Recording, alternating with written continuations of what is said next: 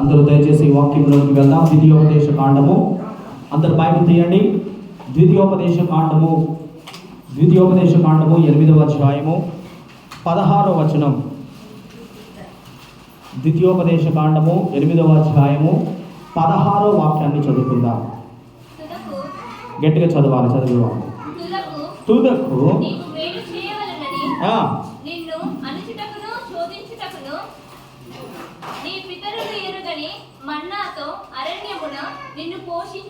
దేవునికి స్తోత్రం. హల్లెలూయా.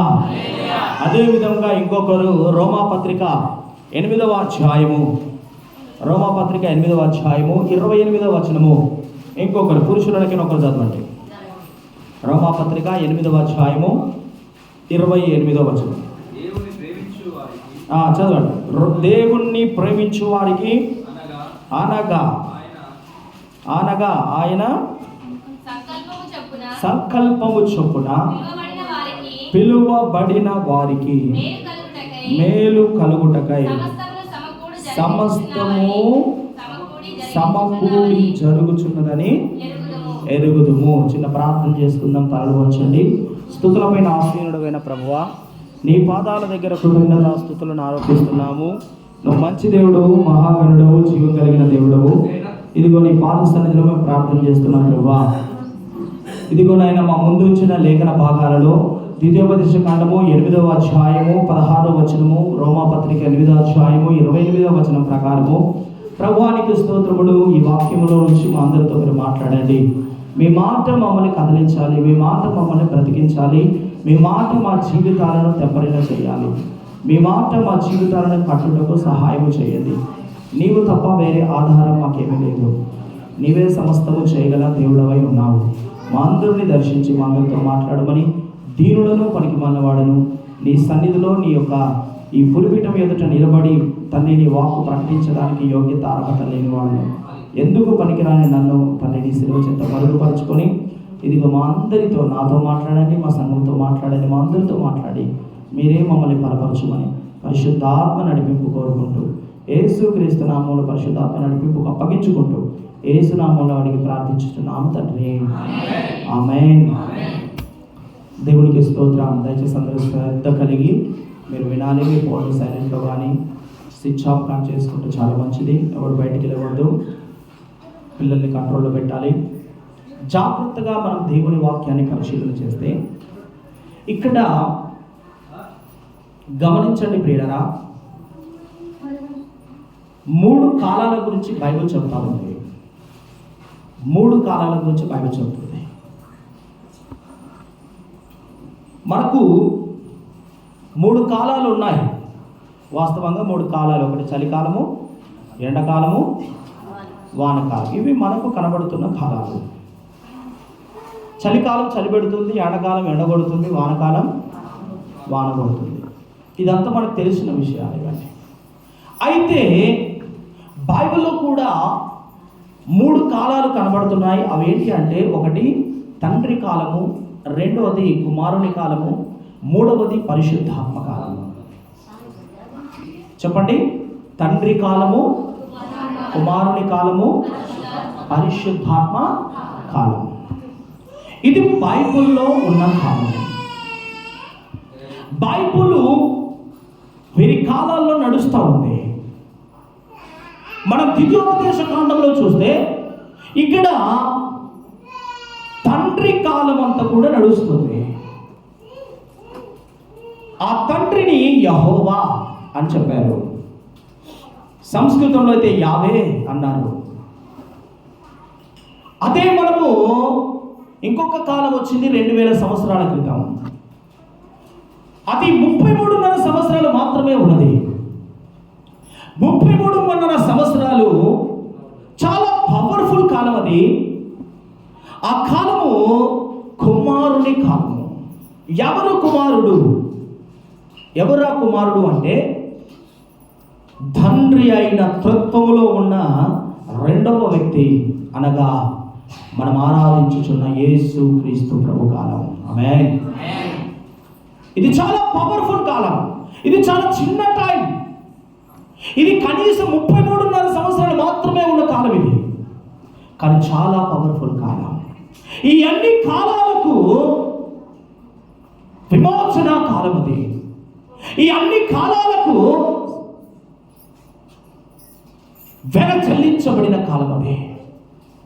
ఆ కాలము తర్వాత యేసు ప్రభువారు పునరుత్థానుడై తిరిగి లేచిన తర్వాత ఆయన 40 దినములు భూమి మీద ఉన్న తర్వాత ఆయన ఆరోహణమవుతూ ఆయన చెప్పాడు, ఇదిగో నేను వెళ్ళిన తర్వాత మీ దగ్గరికి నేను ఆదరణకర్తను పంపిస్తాను.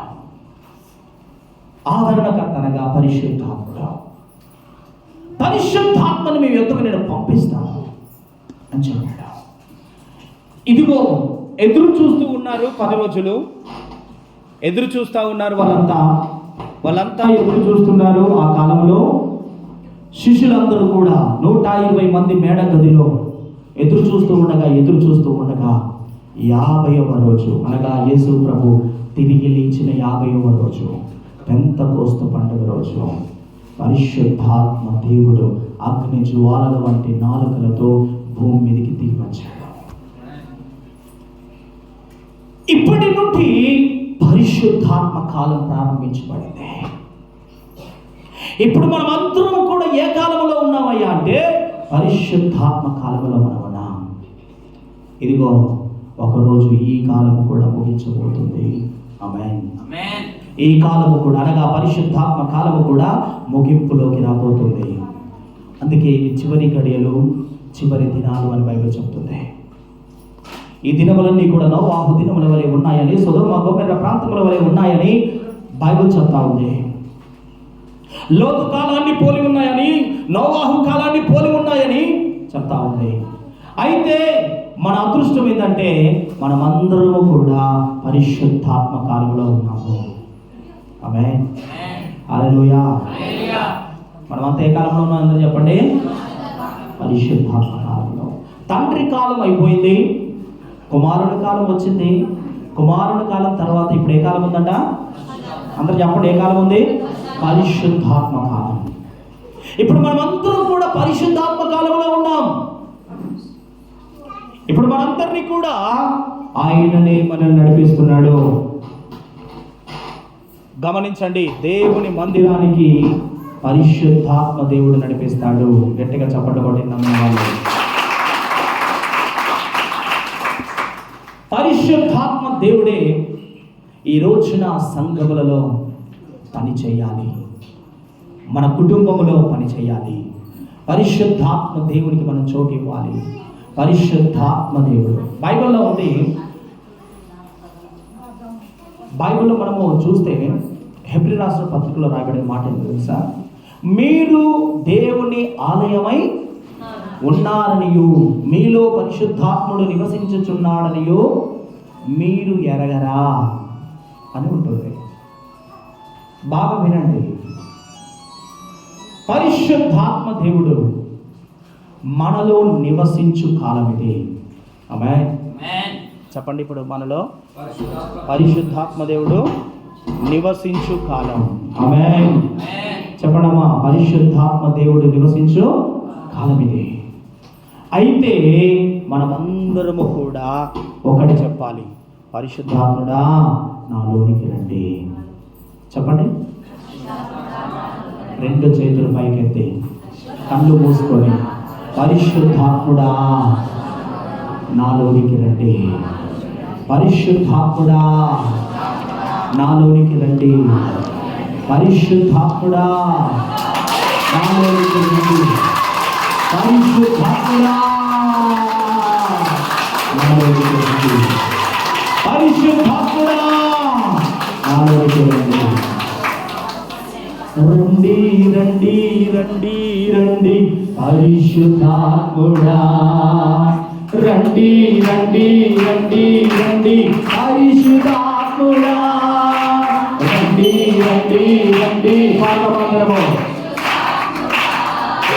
రండి రండి రండి రండి పరిశుద్ధాత్ముడా, రండి రండి రండి రండి రండి రండి పరిశుద్ధ రండి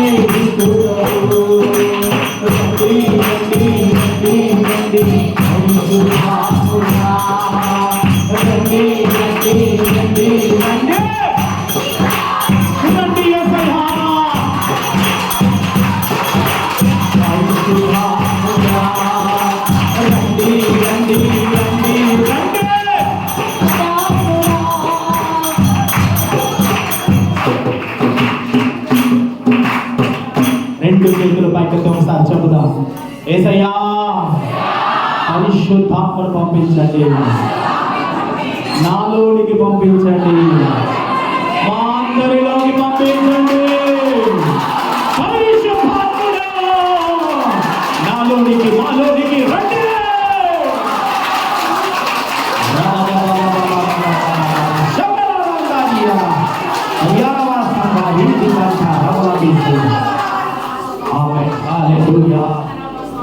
రెండు చేతులు పైకెత్తి ఒకసారి వేగంగా చెబుదామా? రెండు చేతులు పైకెత్తి వేగంగా చెబుదామా? ఇప్పుడు మనం ఉన్న కాలం ఏంటి చెప్పండి? పరిశుద్ధాత్మ కాలం. ఏ కాలం అంటే ఇది? పరిశుద్ధాత్మ కాలం ఇది. అయితే తండ్రి అయిన దేవుడు, కుమారుడైన దేవుడు, పరిశుద్ధమైన దేవుడు ఆయన తన కాలాలలో ఏమేమి చెప్తున్నాడో ఒకసారి మనం అందరము కూడా ధ్యానం చేద్దాం. ఆమేన్. హల్లెలూయా, హల్లెలూయా. చూడండి, తండ్రి అయిన కాలంలో ద్వితీయోపదేశ కాండము 8వ అధ్యాయము 16వ వచనములో ఆయన ఇశ్రాయేలు ప్రజలతో నడిచిన దేవుడు, ఇశ్రాయేలు ప్రజల్ని నడిపించిన దేవుడు. ఆయన పగలు మేఘస్తంభము, రాత్రి అగ్ని స్తంభముగా ఉండి వారికి దేవదూతలు తినే మన్నాను వారికి ఇచ్చి వారిని పోషించి 40 సంవత్సరాలు ఏమి తక్కువ కాకుండా పోషించి వారిని నడిపించిన తండ్రి అయిన దేవుడు చెప్తున్న మాట ఏంటో తెలుసా? ఆయన అంటున్నాడు, తుదకు నీకు మేలు చెయ్యవాలని. ఆమేన్. తండ్రి అయిన దేవుడు చెప్తున్న మాట ఏంటో తెలుసా? తుదకు నీకు నేను మేలు చేయాలనుకుంటున్నాను. ఏం చేయాలనుకుంటున్నాను చెప్పండి? మేలు చేయాలనుకుంటున్నాడు. తండ్రి అయిన దేవుడు మేలు చేయాలనుకుంటున్నాడు. కుమారుడైన దేవుడు మేలు చేయాలనుకుంటున్నాడు. పరిశుద్ధాత్మ దేవుడు మేలు చేయాలనుకుంటున్నాడు. తుదకు, తుదకు అంటే ఫైనల్ గా నేను నీకేం చేయాలనుకుంటున్నానంటే మేలు చేయాలనుకుంటున్నాను. నమ్మిన వాళ్ళు గట్టిగా చెప్పడం.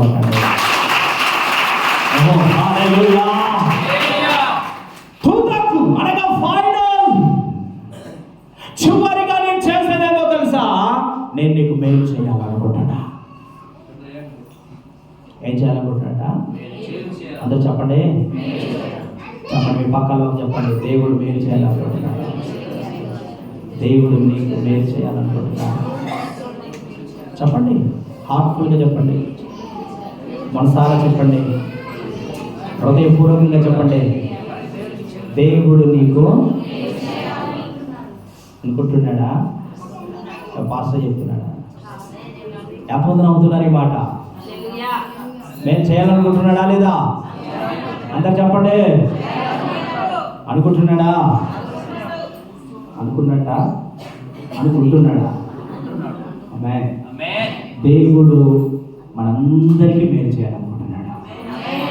తుదకు అంటే ఫైనల్, చివరికి నేను నీకేం చేయాలనుకుంటున్నా తెలుసా?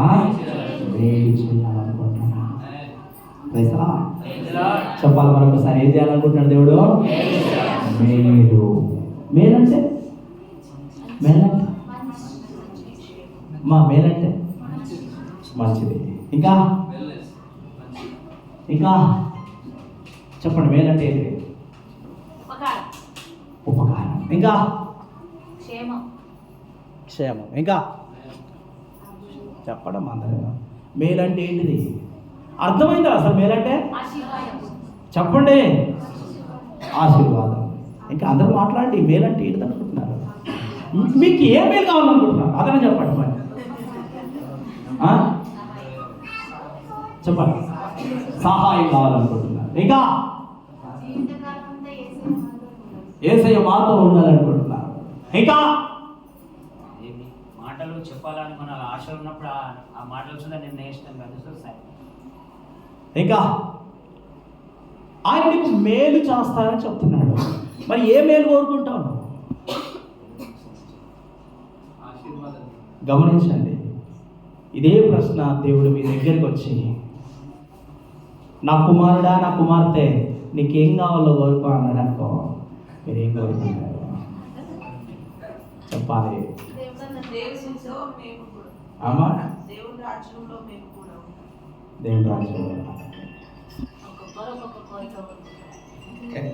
హృదయంలో నుంచి అత్తలేవు మాటలు, పైన నుంచి అంటారు కానీ హృదయం నుంచి అత్తలేవు.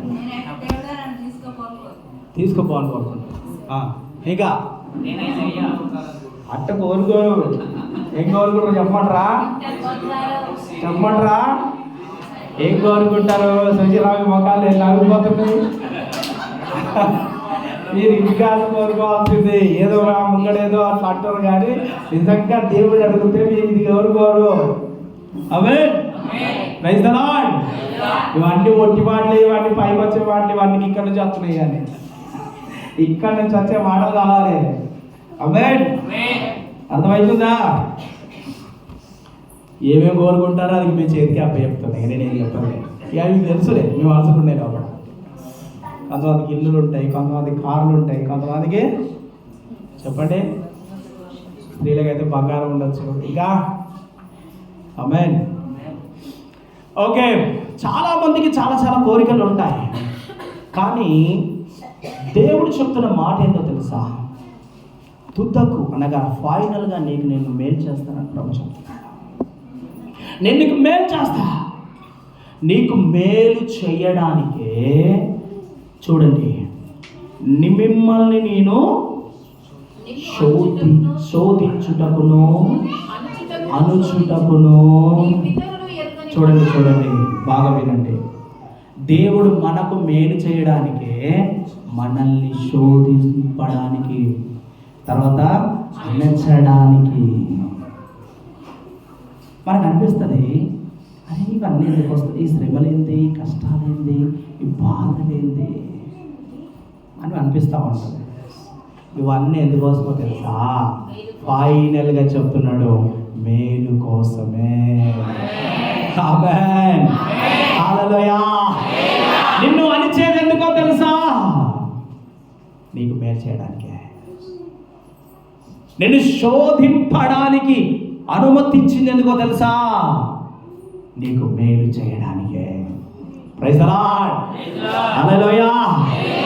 అవును, రోమపత్రిక చెప్తున్న మాట ఏంటంట? చదువుతారా మరొకసారి? చదవండి మరొకసారి, చదవాలి.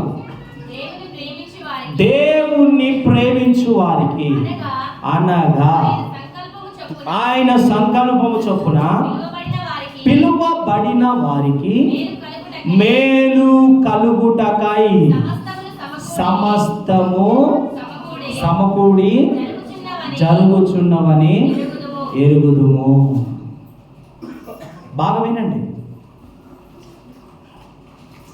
మేలు జరగడానికే సమస్తము సమకూడి జరుగుతుంది. అని ఎరగాలి, తెలుసుకోవాలని చెప్తున్నాడు. ఇవన్నీ ఎందుకు జరుగుతున్నాయో తెలుసా? ఇవన్నీ నీకు మేలు చేయడానికే. Praise the Lord. బాగా వినండి, మీరు అండర్లైన్ చేసుకోవాల్సిన అద్భుతమైన మాట ఏందో తెలుసా? మేలు కలుగుటకై సమస్తమును సమకూడి జరుగుతుంది. మేలు జరగడానికే సమస్తము కూడా, చెప్పండి, సమకూడి జరుగుతుంది.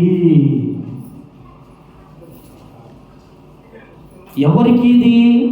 దేవుణ్ణి ప్రేమించు వారికి. చెప్పాలి అందరూ, దేవుణ్ణి ప్రేమించు వారికి. 2 వర్గాలు ఉంటాయండి. ఎన్ని వర్గాలు చెప్పండి? 2 వర్గాలు ఉన్నాయి. 2 వర్గాలు అంటే 2 గుంపులు, 2 పార్టీలు. తెలుసు కదా మీకు? తెలుసా? తెలుసు. ఏంటి చెప్పండి? 2 పార్టీలు. ఒకడు కాంగ్రెస్ పార్టీ. హల్లెలూయా, హల్లెలూయా. సరే, మీరు ఏ పార్టీ నాకు అవసరం లేదు, కానీ పార్టీల గురించి మాకు సంబంధం లేదు. దాని రెడీ. కానీ ఇక్కడ మాత్రం 2 పార్టీలు ఉన్నాయండి. దేవుని నమ్మిన బిడ్డలలో 2 పార్టీలు ఉన్నాయి. ఒక పార్టీ దేవుణ్ణి ప్రేమించే పార్టీ. ఆమేన్. ఒక వర్గము దేవుణ్ణి ప్రేమించే వర్గము, రెండవది లోకాన్ని ప్రేమించే వర్గము. చెప్పండి, ఒకటేమో దేవుణ్ణి ప్రేమించే వర్గం, రెండవది లోకాన్ని ప్రేమించే వర్గం. లోకాన్ని ప్రేమించే వర్గం ఇది. ఒకటేమో దేవుణ్ణి ప్రేమించే వర్గం అయితే, రెండవది లోకాన్ని ప్రేమించే వర్గం. లోకాన్ని ప్రేమించే వర్గం. బాగా వినండి, సాతాను ఎవరిని కూడా వదిలిపెట్టడు. వాడందరినీ శోధిస్తాడు. శోధించడానికి కూడా దేవుడు అనుమతి తీసుకొని శోధిస్తాడు.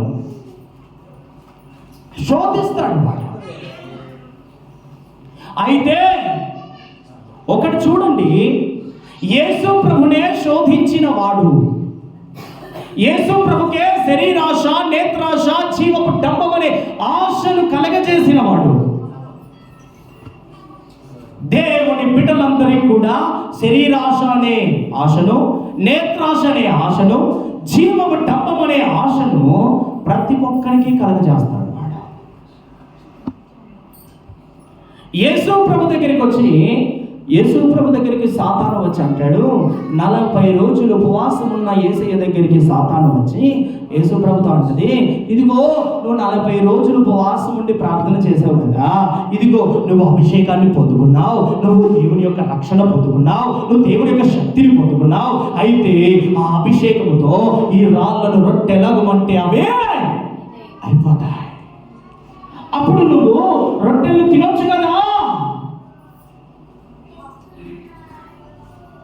యేసయ్య అభిషేకాన్నే శోధించింది సైతాను. నీ ప్రార్థన జీవితాన్ని, నీ యొక్క పరిశుద్ధ జీవితాన్ని అది శోధించాలనుకుంటున్నావా? యేసయ్య అభిషేకాన్నే అది శోధించింది రొట్టెలు చేసుకోమని. ఆ అభిషేకాన్ని రొట్టెలు చేసుకోవడానికి వాడుకో అని చెప్పింది, శోధించింది. అది నీలో ఉన్న అభిషేకాన్ని లోకం కోసం వాడు, డబ్బు కోసం వాడు అని చెప్తుంది. అది ఒక పాస్టర్ గారికి ఒక ఆయన ఒక సలహా ఇచ్చాడట, ఇదిగో ఒక దగ్గర లంక బిందెలు ఉన్నాయి. ఏమున్నాయట? అందరూ చెప్పాలి. దాన్ని తీయటం ఎవరి వల్ల అయితలేదు, అవి మా ఇంట్లోనే ఉన్నాయి. ఎక్కడ ఉన్నాయట? మా ఇంట్లోనే ఉన్నాయి. పాస్టర్ గారు, మీరు ప్రార్థన పెట్టి, మీరు ప్రార్థన చేసి మీ అభిషేకాన్ని ఈ లంక బిందెల కోసం వాడండి. నేను చెప్పిన ఆ లంక బిందెలు నాకు అక్కడ లేదమ్మా. వాళ్ళు అంటున్నారు, సగం నీకు సగం నాకు. నాకు ఫోన్ చేశారు వాళ్ళు, సగం నీకు ఇస్తాం. ఏందంటే, ఏమాయి గారు కనిపిస్తూ పని చేసినావా? సగం పట్టుకొస్తే ఇప్పుడు ఎట్లుంటేది మన చర్చి. ఆమేన్. నేను చెప్పిన లంక బిడ్డలు నాకు అవసరమో లేదు. నేను చెప్పిన మీరు రక్షించబడండి, అదంతా సాతాను యొక్క ట్రాప్. అది సాతాను యొక్క మోసం. మీరు మోసపోతున్నారు, మీరు వాటిని విడిచిపెట్టండి. వాళ్ళు అంటున్నారు, పాస్టర్ గారు మేము తెలుసుకున్నాము, సిరిసిల్లలో మీరే జర గట్టి పాస్టర్లకు కనబడుతుంది, మాకు కొంచెం మీ అభిషేకాన్ని మన లంక బిడ్డల కోసం వాడండి. మీరు ప్రార్థన చేస్తే దయ్యమో పోతుంది, లంక బిడ్డలు మనయే, సగం మీకు సగం నాకు అన్నారు. నేను చెప్పినది అంత బట్టిదమ్మా, వాటిని నమ్మకూడదు. అంతకంటే విలువైన లంక బిడ్డలు నా దగ్గర ఉన్నాయి, మీరు చర్చికి వస్తే అవి ఇస్తాను చెప్పి గట్టిగా చెప్పకూడదా? హల్లెలూయా. ప్రియమైన దేవుని బిడ్డలారా, అంతకంటే గొప్ప గొప్ప లంక బిడ్డలు బంగారం ఇక్కడ ఉంది. గట్టిగా చెప్పకూడదా? ఈ మాటలు విలువలు చేసే అద్భుతమైన విలువైన అక్షరాలు ఇవే. స్వయంగా దేవుడు తన చేతి వ్రాతతో రాసిన అక్షరాలు ఇవే. ఆమేన్. ప్రియా దేవుని బిడ్డలారా, అది నిన్ను కూడా శోధిస్తుంది. నీ దగ్గరికి వచ్చి నీ అభిషేకాన్ని శరీరాశ కోసం వాడు. ఎవరికి ఉంటుందండి? ఎవరికి ఉంటుందండి? ఒకడు 10 అంతస్తుల బిల్డింగ్ కడితే అబ్బా వాన్లాగా ఉండాలని ఎవరికి ఉంటుందండి? ఉంటుందా? ఎవరైనా మంచి రేంజ్లో బతుకుతా ఉంటే, వాళ్ళకు 10 ఎకరాల భూమి కొనుక్కొని వాళ్ళు హాయిగా ఉంటే, వారిలాగా మనము మన పిల్లలు ఉండాలని అనుకునే వాళ్ళు ఎవరు ఉంటారు? ఉంటారు ఎవరైనా? వారిలాగా మేము కూడా ఉండాలి, మా పిల్లలు కూడా ఉండాలి, మా కుటుంబాలు కూడా ఉండాలి అనుకునే వారు ఎవరండి ఇక్కడ? ఎవరు? ఎవరు? వారిలాగా నేను బ్రతకాలి, వాళ్ళలాగా నేను కాపాడుకోవాలి, వాళ్ళలాగా నేను భూమి కొనుక్కోవాలి, వాళ్ళలాగా నేను ఇల్లు కట్టుకోవాలి, వాళ్ళలాగా నేను బంగారం వేసుకొని తిరగాలి అనుకునే వారు ఎవరు? ఇలాంటి ఆశలు రావంటారా? ఎవరికి రావు ఇలాంటి ఆశలు? ఎవరికి రావు ఇటువంటి ఆశలు? ఆమేన్. హల్లెలూయా. అయితే 2 వర్గాలు ఉన్నాయి. ఒకటి లోకాన్ని ప్రేమించే వర్గము, రెండోది దేవుణ్ణి ప్రేమించే వర్గం. నీది ఏ వర్గమో నీవు బాగా గ్రహించు. నువ్వు ఏ వర్గంలో, ఏ గుంపులో ఉన్నావు? ఏ గుంపులుంటివో ఎరిగి తెలుసుకో, గుర్తెరిగి తెలుసుకో. ఏ గుంపులుంటివో ఎరిగి తెలుసుకో, గుర్తెరిగి తెలుసుకో. జాగు చేయగా మేలుకో, జాగు చేయగా ఏ గుంపులుంటివో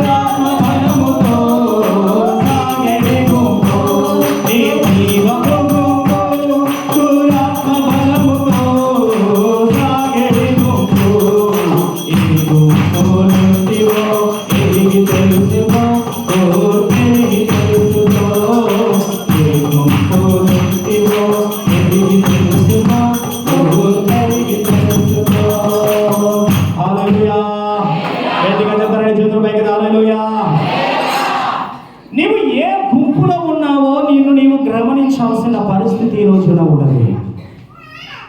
అయితే ఆయన తండ్రి కాలంలో ఆయన తుదకు నీకు మేలు చేయాలని నిన్ను అరిచాను, నిన్ను శోధించాను, నిన్ను శోధించడానికి అప్పగించాను అని ప్రభు చెప్తుంటే, ఆయన యేసుక్రీస్తు ప్రభువారు ఆయన చెబుతా ఉంటే, ఆ పరిశుద్ధాత్మ దేవుడు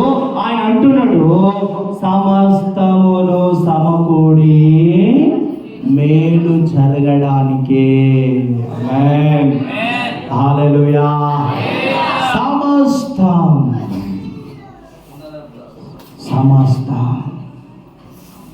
సమస్తము నీకు మేలు కలగడానికే జరుగుతుంది అని నువ్వు ఎరగాలి.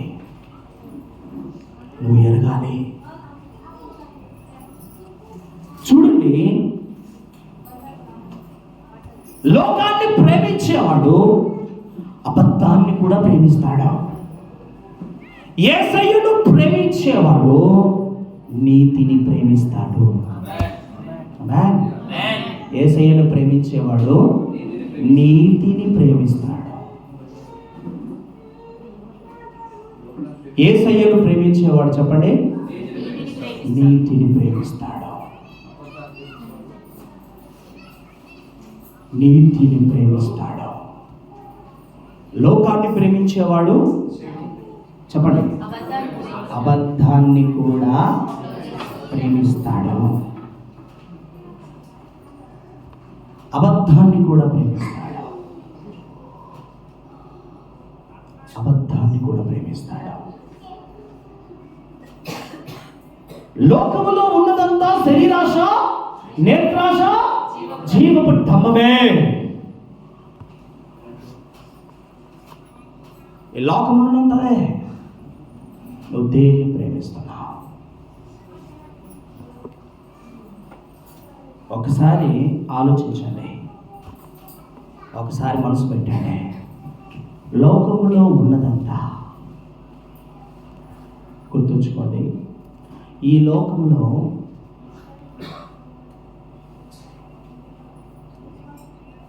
దేవుణ్ణి ప్రేమించేవాడు, దేవుణ్ణి ముందు పెట్టి, లోకాన్ని ముందు పెట్టి నీకు ఏది కావాలని కోరుకుంటే వాడు దేవుణ్ణి కోరుకుంటాడు.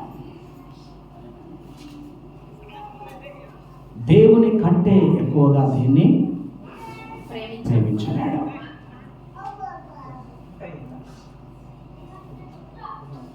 దేవుణ్ణి ప్రేమించేవాడు తల్లిదండ్రుల కంటే ఎక్కువగా దేవుణ్ణి ప్రేమిస్తాడు. దేవుణ్ణి ప్రేమించేవాడు భార్య భర్త కంటే ఎక్కువగా ప్రేమిస్తాడు. దేవుణ్ణి ప్రేమించేవాడు సమస్తాన్ని కంటే దేవుణ్ణి ఎక్కువ ప్రేమిస్తాడు. లోకాన్ని ప్రేమించేవాడు వానికి 2 ఆప్షన్లు వచ్చినప్పుడు వాడు ఏం చేస్తాడో తెలుసా? దేవుణ్ణి విడిచిపెడతాడు, లోకాన్ని పట్టుకుంటాడు. నీకు డబ్బు కావాలా, దేవుడు కావాలా అంటే డబ్బే కావాలి అంటాడు. నీకు బంధువులు కావాలా, దేవుడు కావాలి అని అంటే నాకు బంధువులే కావాలి అంటాడు. దేవుణ్ణి ప్రేమించేవాడు సమస్తానికంటే ఎక్కువ ప్రేమిస్తాడు. హల్లెలూయా, హల్లెలూయా. అంటే నేను ప్రేమించద్దని కాదు నా వాదన, నా బాధంతా అది కాదు. బైబిల్ చెప్తుంది తన భార్యను ప్రేమించాలని భర్తకు చెప్తుంది. భర్తకు లోబడి ఉండాలని భార్యకు చెప్తున్న వాక్యమే. ఒకరోజు నీ భార్యను మొంగడబెట్టి, దేవుణ్ణి మొంగడబెట్టి ఎవరిని ఎక్కువ ప్రేమిస్తావంటే చెప్పాలి, దేవుని దగ్గరికి వచ్చినప్పుడు దేవుణ్ణి ప్రేమించాలి. ఆమేన్. హల్లెలూయా, హల్లెలూయా, హల్లెలూయా. గమనించండి, ఇక్కడ మనం చూస్తున్నట్లయితే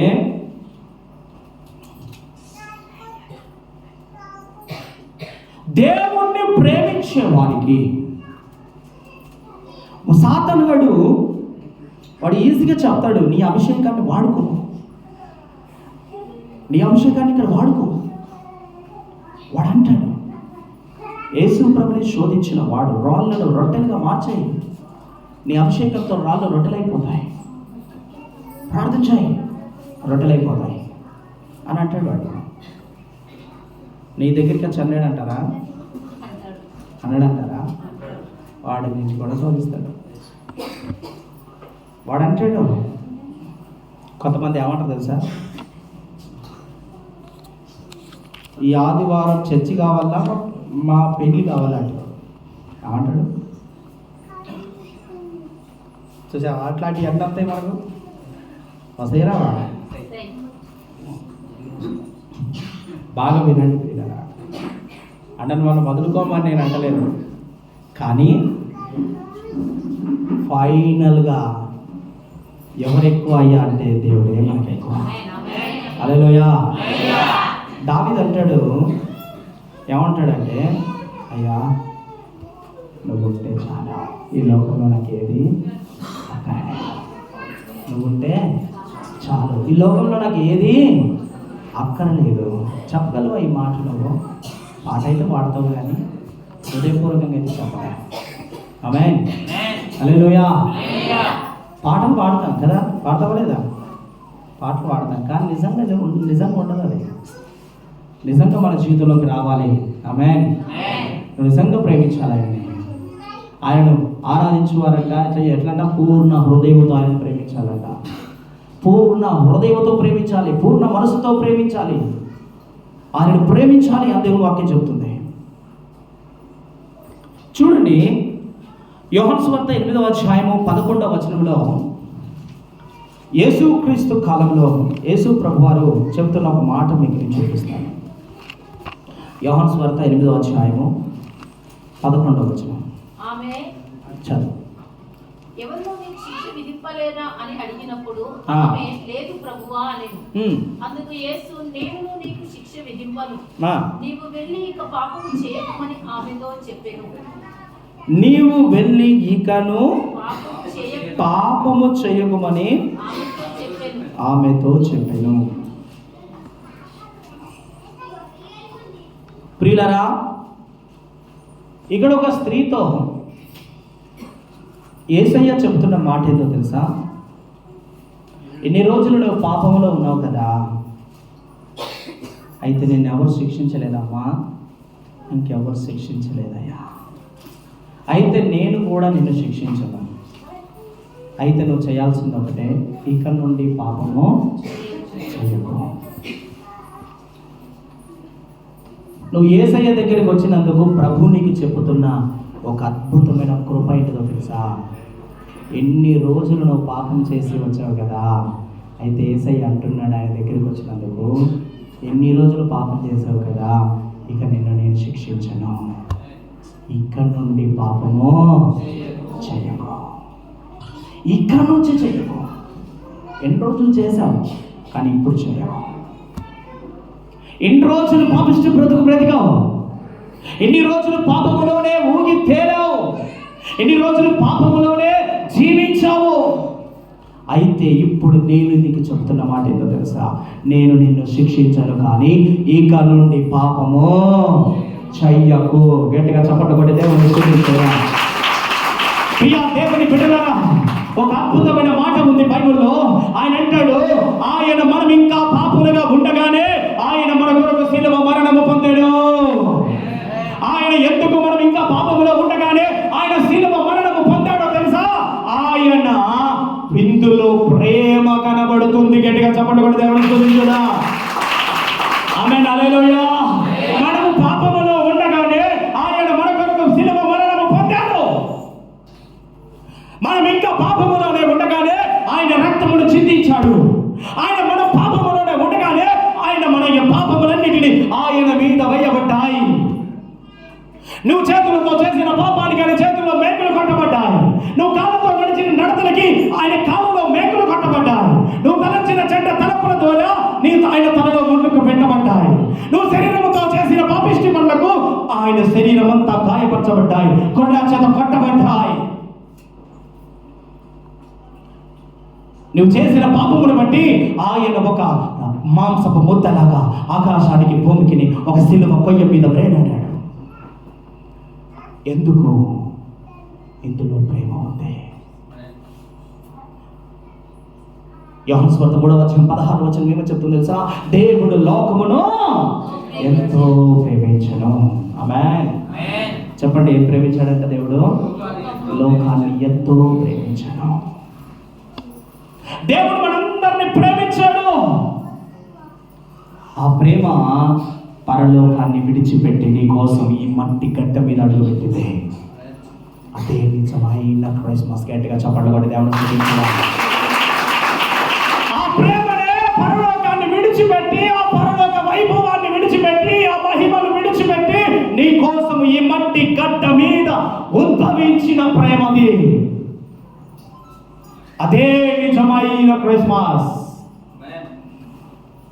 ఆ ప్రేమ ఈ లోకానికి వచ్చింది, కానీ లోకము దాన్ని గ్రహించలేకపోయింది.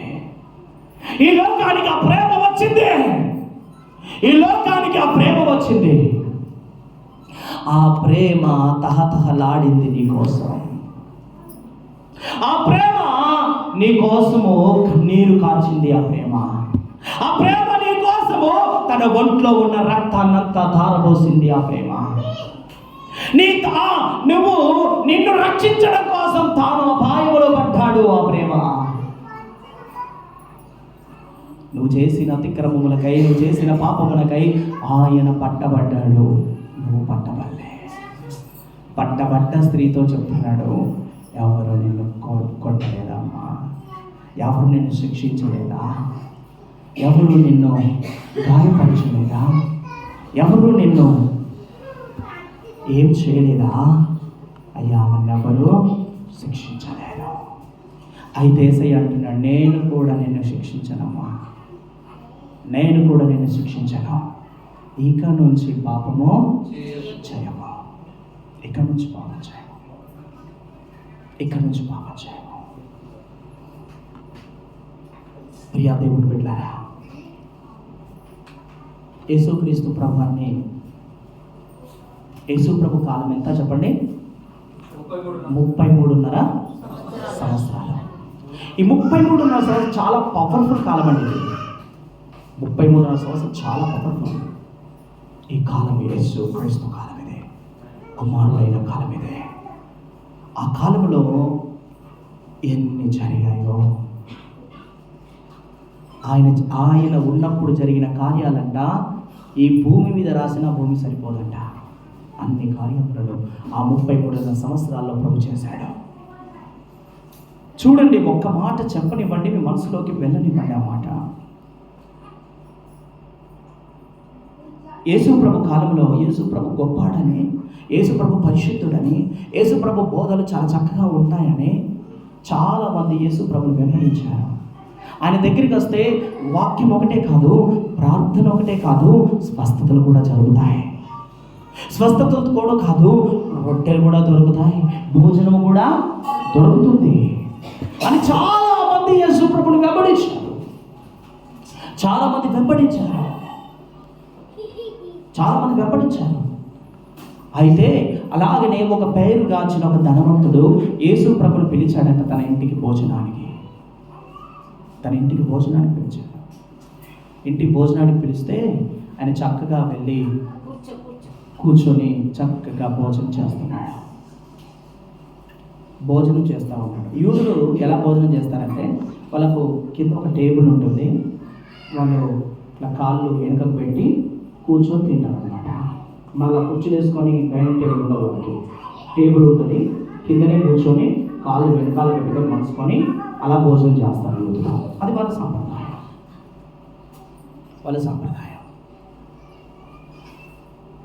అట్లా భోజనం చేస్తారు. ఎప్పుడైనా ముస్లింలు చూసారా?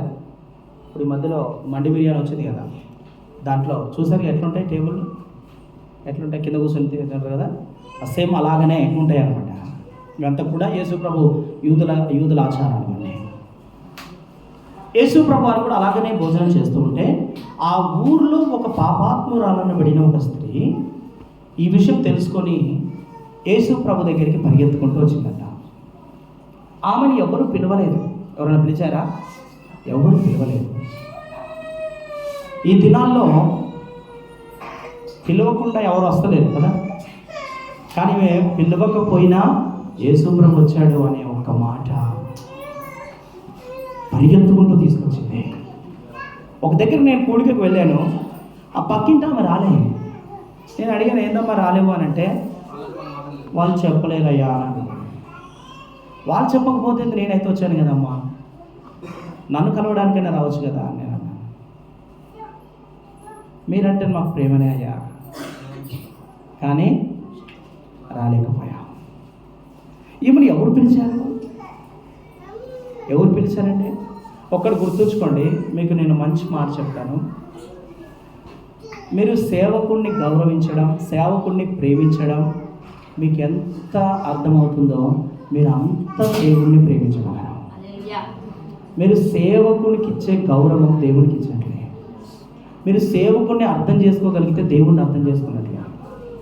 ఎందుకంటే ఏ సేవకుడు కూడా తన సొంతంగా ఆలోచన చెయ్యడు అని అంటే కొంతమంది ఉన్నారులేండి, పిలుపు లేకుండా వచ్చే సేవ చేసేవాళ్ళు, వాళ్ళ గురించి నేను మాట్లాడతలేదు. కానీ నిజంగా దేవుని పిలుపుతో వచ్చిన సేవకుని మనసు ఎలా ఉంటుందో తెలుసా? యేసు ప్రభు కలిగిన మనసులాగానే ఉంటుంది. నువ్వు ఏ సేవకుడిని అర్థం చేసుకోగలిగితే, సేవకుడు చేసే పని నీకు అర్థమవుతే, సేవకుడు పెట్టే మీటింగ్ నీకు అర్థమవుతే, సేవకుడు పెట్టే ఉపవాస ప్రార్థన నీకు అర్థమవుతే, నువ్వు దేవుడిని అర్థం చేసుకుంటావు. నీకు సేవకుడు అర్థమవుతలేడు అంటే నువ్వు దేవుడిని కూడా నీకు అర్థమవుతలేడు. ఇది 100% సార్. నీకు సేవకుడు అర్థం కాకపోతే దేవుడిని కూడా అర్థమవుతలేడు. నీకు అంత బట్టి ముచ్చట. బైబిల్ చెప్తుంది, నువ్వు దేవుణ్ణి ప్రేమిస్తున్నానని చెప్పేవాడు అబద్ధం ఆడుతున్నాడు. తోటి తన సహోదరుని ప్రేమించలేడు, కానీ కనబడుతున్న మనిషిని ప్రేమించాడు, కానీ కనబడిన దేవుణ్ణి మాత్రం నేను ప్రేమిస్తున్నా. ఏది ఏనాడన్నా సేవకుడు 9 గంటలకు రమ్మంటే ఏనాడన్నా వస్తున్నా? ఏనాడైనా ఉపవాస ప్రార్థన 3 రోజులు ఉపవాస ప్రార్థన అంటే వస్తున్నారా? చేస్తున్న పని అంతా మీ దేవుని కోసం అమ్మా, దేవుని కోసం చేయండి అంటే ఎంతమంది ముందుకు వస్తున్నారు?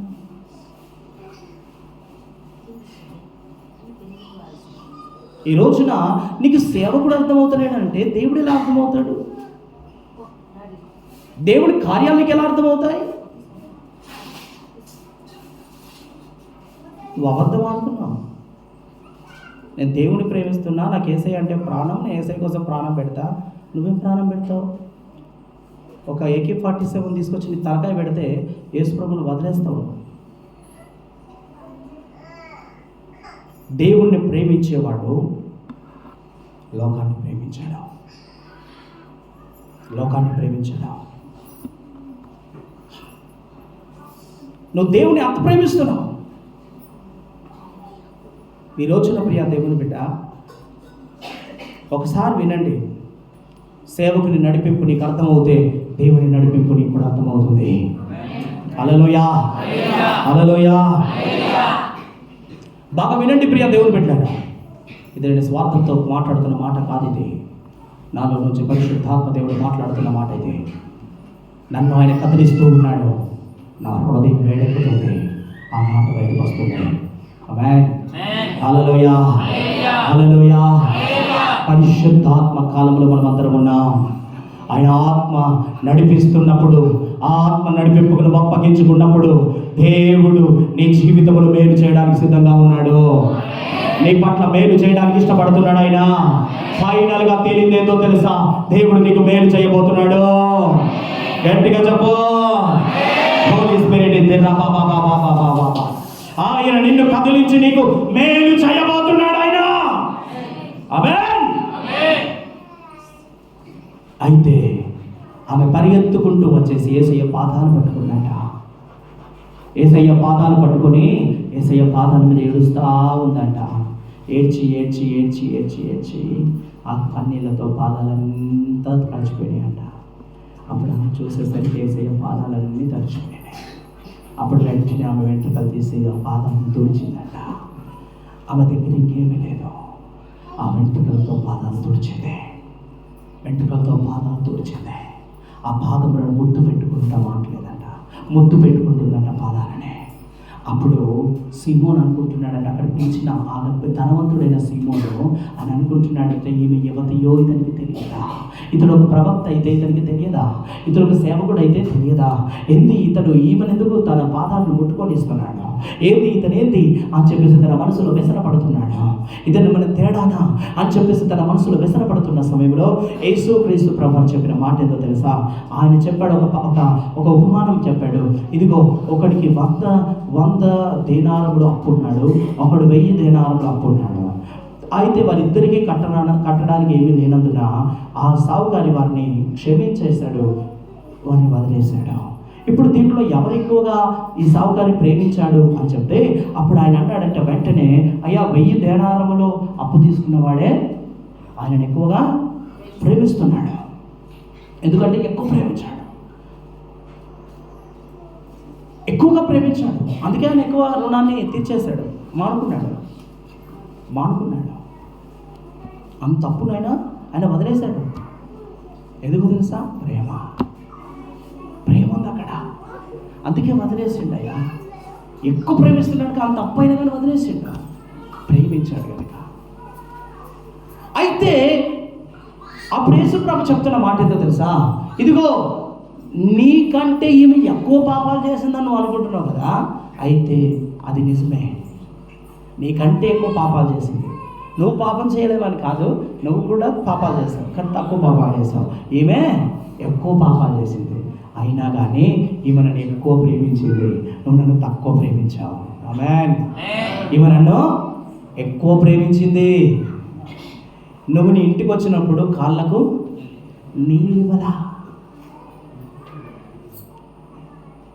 కాళ్ళకు నీళ్ళు ఇవ్వలేదు, తుడుచుకోవడానికి తువ్వాలు ఇవ్వలేదు. కానీ ఈమె వచ్చినప్పటి నుండి ఆమె కన్నీళ్లతో నా పాదాలు కడిగింది. తన వెంట్రుకలతో ఆమె నా పాదాలు తుడిచింది. అందుకే ఈమె విస్తారమైన పాపములో క్షమించబడినవి. గట్టిగా చప్పట్లు కొట్టి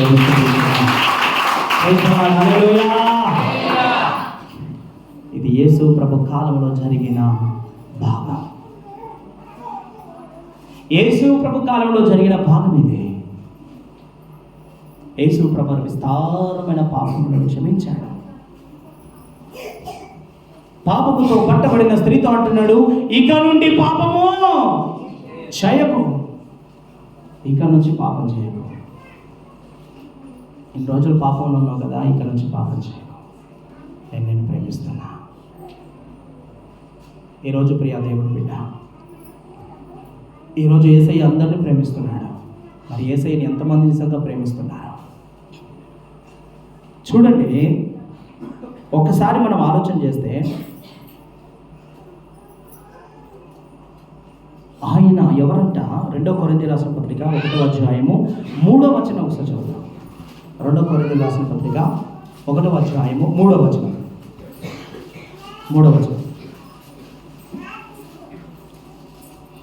2 కొరింథీయులు 1:3. 2 కొరింథీయుల రాసిన పత్రిక 3వ అధ్యాయము 1వ అధ్యాయము 3వ వచనం. చూడండి, మన దేవుడు ఎవరో తెలుసా? కనికరము కలిగిన తండ్రి. ప్రైజ్ ది లార్డ్, హల్లెలూయా. ఒక మాట చాలమ్మా. మన దేవుడు ఎవరమ్మా చెప్పండి? కనికరము గల తండ్రి అనండి. మన దేవుడు ఎవరంట? కనికరము గల తండ్రి. బా, ఇంత కనికరంకి ఎవరికి ఉన్నారండి? కనికరము గల తండ్రి. బైబిల్ చెప్తుంది, హెబ్రీయుల రాసిన పత్రిక 12వ అధ్యాయంలో 7వ వచనం చూస్తే, తండ్రి శిక్షించని కుమారుడు ఎవరు? తండ్రి శిక్షించని కుమారుడు ఎవరు? ఎవరైనా ఉన్నారా తల్లిదండ్రులు కొట్టలేని వాళ్ళు? నన్ను ఇంతవరకు మా అమ్మ నాన్న అస్సలు కొట్టలేదు అనే వాళ్ళు ఎవరైనా ఉన్నారా?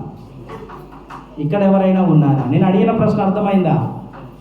తల్లిదండ్రులు నన్ను ఇంతవరకు కొట్టలేదు అనే పిల్లలు ఇక్కడ ఉన్నారా? చెప్పాలి. నువ్వు లేరా? ఉన్నారా ఎవరైనా? నన్ను అసలు కొట్టనే,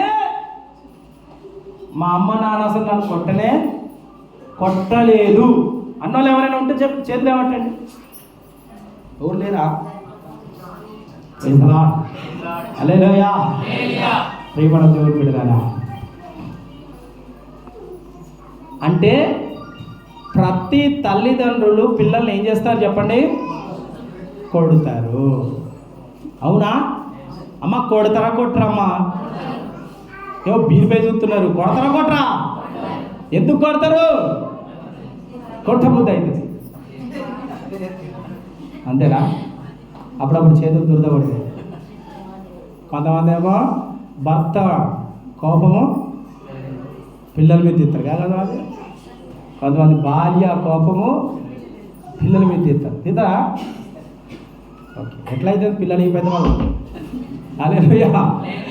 అయితే గమనించండి, అంటే పిల్లల్ని ఖచ్చితంగా శారీరకంగా కన్నా పిల్లల్ని కొడుతున్నాం.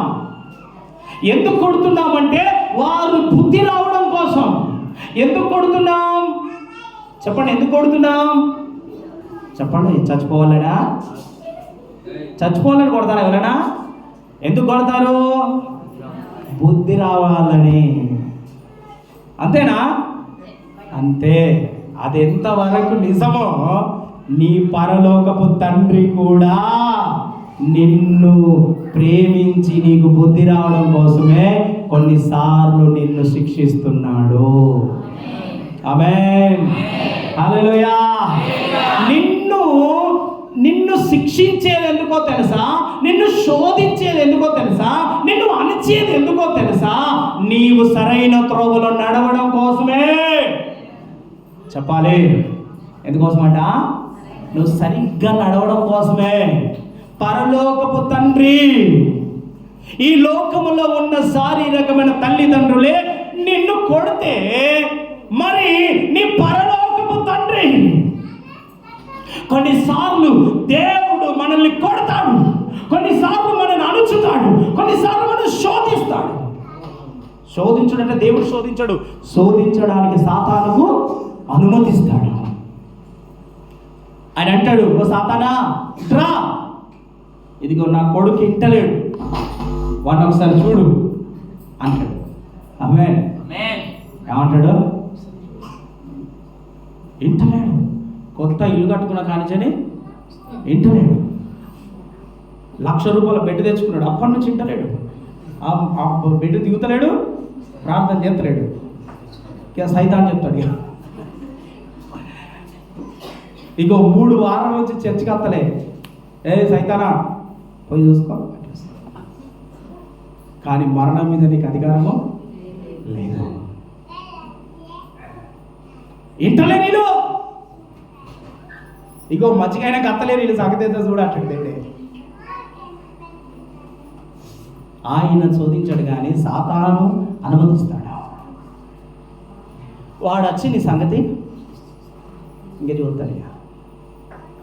అప్పుడు అయ్యో బాబో నాకు అస్సలు తీరుతలేదయ్యా, ఉపాసపడడానికి అస్సలకే టైం దొరకలేదు, ప్రార్థన చేద్దామంటే అసలు టైమే దొరకలేదు. ఇప్పుడు ఏం చేస్తావో తెలుసా? ఇక మోకాళ్ళ మీద పడిపోయేసయ్యా అని ప్రార్థన చేస్తావు. ఆమేన్. అంటే ఆయన శిక్షించేది ఎందుకో చెప్పండి? చెప్పాలి ఎందుకోసం? నిన్ను సరిచేయడానికి. హల్లెలూయా. ఈరోజు నా ప్రభు నీతో సూటిగా మాట్లాడుతున్నాడు. ఆయన నిన్ను దర్శించిన దేవుడు, నిన్ను ప్రేమిస్తున్న దేవుడు. ఆయన నిన్ను సరైన త్రోవలో నడిపించడం కోసం ఆయన నిన్ను ఏం చేస్తాడు చెప్పండి? శిక్షిస్తాడు. ఆమేన్. అంతే, శిక్షిస్తాడు. నువ్వు వినవా? అయితే నీ వ్యాపారం బాగా నడిచింది అనుకో, నువ్వు వింటలేవు అనుకో, ఏం చేస్తాడు దేవుడు? చెప్పాలి, నీ లాభం పట్టంటాడు. ఈగలు దొరుకుకునేవాళ్ళ, ఈగలు కూడా రావడం, ఈగలు దొరుకుతావాళ్ళ కూడా. ఎందుకు? చర్చికి మానేసినావు, ప్రార్థన మానేసినావు, ఉపవాస ప్రార్థన మానేసినావు. దేవుడు ఎక్కడ నిన్ను కొట్టాలో అక్కడ కొడతాడు. ఆమేన్, ఆమేన్, హల్లెలూయా. ఒక ఆమెనంట ఇక ఏడ సందు దొరికితే కథం తిట్టుడే తిట్టుడు, ఎవ్వరు తరబడితే అర్థం కయ్యం పెట్టుకుంటుందట. దేవుడు ఏం చేసిండో తెలుసా? నోట్ల 2 పండ్లకు నొప్పి చూపించిందట. నోరు తెరతలేదు, మాట్లాడతలేదు. ఎదుగో ఇప్పుడు తిడతలేదు, అప్పుడు బగ్గ తిట్టింది. ఇప్పుడు నోరు తెత్త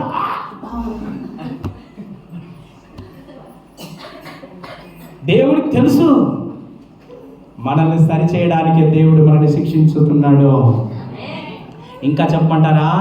నీకు మేలు చేయడానికే ప్రభువు సమకూడి జరుగుతున్నది. గట్టిగా చెప్పడం కూడా దేవుడు తెలియదు కదా. ఆయన కనికరము గల దేవుడు, కనికరం కలిగిన తండ్రి. ఆయన కనికరం కలిగిన దేవుడు, కనికరం కలిగిన తండ్రి. ఆయన మేలు కొరకే నిన్ను శిక్షిస్తున్నాడు. చెప్పండి అమ్మా, మేలు కొరకే శిక్షిస్తున్నాడు. చదవండి హెబ్రీ 7వ అధ్యాయము, హెబ్రీ 12:10. హెబ్రీ 12:10 చదవండి కూడా ఎవరైనా. ఇష్టం వచ్చినట్లుగా మనను శిక్షించిరి గాని, జాగ్రత్తగా వినండి ప్రియులారా, మనము పరిశుద్ధతలో పాలు పొందవలనని మన మేలు కొరకే, బాగా వినండి ఈ మాట నాతో అనండి, మన మేలు కొరకే ఆయన శిక్షించుచున్నాడు. Praise the lord. చెప్పండి, ఎందుకు శిక్షిస్తున్నాడు ఆయన? అందరు చెప్పాలి. మేలు కొరకే, మేలు కొరకే ఆయన మనలను శిక్షిస్తున్నాడు. కీర్తనకారుడైన దావీదు అంటాడు, 119వ కీర్తన 71వ వచనం అంటాడు, శ్రమ నొంది యుండుట నాకు మేలాయను. ఏమైందట? చెప్పాలి. శ్రమలంట నాకు మేలు, శ్రమల యందు నాకు మేలాయను. నాకు మేలైంది ఎప్పుడు? శ్రమలలో. శ్రమలు రాకపోతే మనం వింటాం, అయినాం కదా అప్పుడప్పుడు. అవునండి. కొన్నిసార్లు దేవుడు ఏం చేస్తాడంటే, కొన్నిసార్లు మనల్ని శిక్షిస్తాడు. ఆయన శిక్షలో ఒక 2-3 రకాలు ఉంటాయండి. 2-3 రకాలు ఉంటాయి. ఒకటి ఆయన మనకి ఇబ్బంది కలగజేస్తాడు. రెండవది ఇతరుల ద్వారా మనకి ఇబ్బంది కలగజేస్తాడు. మూడవది దేవుడు దూరం అవుతాడు. ఈ 3 రకాలుగా దేవుడు మనల్ని శిక్షిస్తాడు. ఇది బాగా మీరు నోట్ చేసుకోండి. ఈ 3 చాలా ప్రాముఖ్యమైనవి. ఒకటి, నువ్వు దేవుని మాట వినకపోతే ఏం చేస్తాడంటే నీకు నష్టాన్ని కలగజేస్తాడు. అంటే నీ వ్యక్తిగతంగా నీకు శ్రమ వస్తుంది, వ్యక్తిగతంగా నీకు శిక్ష వస్తుంది. రెండోది, ఇతరుల ద్వారా నీకు శ్రమ పట్టబడతావు. ఇది రెండవది. మూడవది, దేవుడు దూరం అయిపోతాడు. నువ్వు ఎంత ప్రార్థన చేసినా దేవుడు వినడు. నువ్వు ఎన్ని ఉపవాసాలున్నా దేవుడు చూడడు. నువ్వు ప్రార్థన చేస్తే చెవులు మూసుకుంటాడు, నువ్వు ఇబ్బంది పడితే కళ్ళు మూసుకుంటాడు. నేను అంటాను, ఈ రెండింటికంటే మూడోది చాలా కఠినమైంది. చాలా కఠినమైంది. ఇది అనుభవిస్తేనే తప్ప వాటికి అర్థం కాదు. నువ్వు శ్రమ పడ్డాం, ఓకే, మనం బయటపడతాం. ఇతరులు మనల్ని బాధ పెట్టినా ఏం కాదు. కానీ దేవుడు దూరం అయితే మాత్రము ఆ బాధ మనం తట్టుకోలేము. అది ఎంత క్షోభ అంటే, అది ఎంత బాధకరం అంటే, అది నిజంగా మనకు నష్టము జరగదు, ఇతరులు మనల్ని హేళన చేయరు, కానీ దేవుడు దూరం అయిపోతాడు. ఆ బాధ నిజంగా మనం ఎవరు తట్టుకోలేమండి. ఆ బాధ మనం తట్టుకోలేము. ఇది నిజంగా ఆత్మీయులకు తప్ప ఇంకెవరికి అర్థం కాదు. వీళ్ళంతా భ్రమపడిపోతున్నారు, దేవుడు నాతో ఉన్నాడు అనుకుంటారు, కానీ అసలు ఉండడు ఆయన. ఇది ఎంత బాధ అంటే ఇది భరించలేని బాధ. అర్థమవుతుందా? సంసోన్కి గుర్తుంచుకోండి, ఈ 3 కూడా దేవుడు చేశాడు. ఈ 3 కూడా సంసోన్ చేశాడు. ఒకటి ఏం చేశాడో తెలుసా? తనకు తాను శిక్ష అనుభవించాడు. రెండవది ఇతరుల ద్వారా అతనికి శిక్ష వచ్చింది. మూడవది దేవుడు దూరం అయిపోయాడు. ఈ 2 బాధలైనా అనుభవించాడు, కానీ 3వ బాధ అనుభవించలేకపోయాడు. అప్పుడు ఆయన అన్నాడు, ప్రభువా ఒక్కసారి నా ప్రార్థన వినండి అని కేకలేశాడు. ఈ రోజున ప్రియ దేవుని బిడ్డలారా, ఈ రోజున దేవుడు దూరం అవ్వడం ఎంత భయంకరమైన నరకం అంటే అది భరించలేని నరకం. అది దేవుడు దూరం ఉండడం, దేవుడు ప్రార్థన చేసిన వినకపోవడం, దేవుడు మాట్లాడకపోవడం, ఆ బాధ నిజంగా వర్ణాతీతం. అది నిన్ను కొట్టినా, నీకు బాధ వచ్చినా, నీకు ముఖం లోపల ఉన్నా, నీకు శరీరంలో బాధ ఉన్నా నువ్వు తట్టుకోగలవు. ఇతరులు నిన్ను తిట్టినా నువ్వు తట్టుకోగలవు. కానీ దేవుడు దూరం అయితే నువ్వు తట్టుకోలేవు. ఒక ఆత్మీయుడికి ఇది అర్థం కాదు, కానీ ఆత్మీయుడికి అర్థమవుతుంది. దేవుడు దూరం అయిపోతే మనం తట్టుకోలేము కదా. నువ్వు ఎంత ప్రార్థన చేయను, ఎన్ని ఉపాసాలు చేయి, దేవుడు దూరం అయిపోతాడు. ఈ బాధ తట్టుకోలేనిది. ఆ బాధ ఎంత భయంకరమైందంటే అది నేను అనుభవించాను కనుక మీకు చెప్పగలను. ప్రైజ్లార్డ్. హల్లెలూయా, హల్లెలూయా. దావీదు అంటున్నాడు, శ్రమ నొంది ఉండుట నాకు మేలాయను.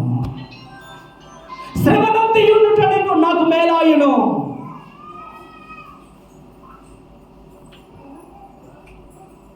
ఈ రోజు చూడండి, ఆదికాండం 50వ అధ్యాయము 20వ వచనంలో యోసేపు ఒక మాట చెప్తున్నాడు. చదువుదాం ఆ మాట. ఆదికాండము 50వ అధ్యాయము 20వ వచనం ఒకసారి చూడండి. ఆదికాండము 50వ అధ్యాయము